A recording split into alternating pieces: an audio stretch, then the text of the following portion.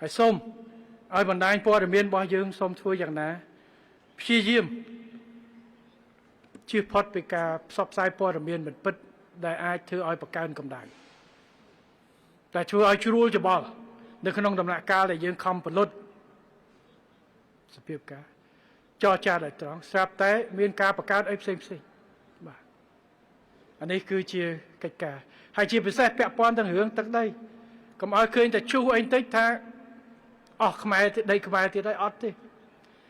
កន្លែងយើងគឺយើងមានការសង្កេតការអាជ្ញាធរកងកម្លាំងយើងនៅមុខមើលគ្រប់កន្លែងទាំងអស់កន្លែងដែលនៅមិនទាន់ដាច់ស្រេចយើងនឹងដោះស្រាយតាមយន្តការ GBC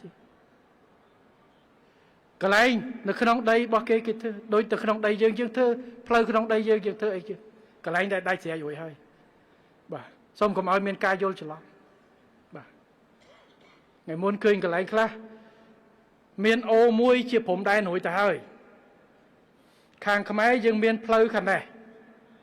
ហើយខាងថៃគេឈូសខាងនោះស្រាប់តែ Facebook យកមកថាខ្មែរយើងឲ្យគេឈូសនៅក្នុងអានឹងវាទៅជារឿងផ្សេង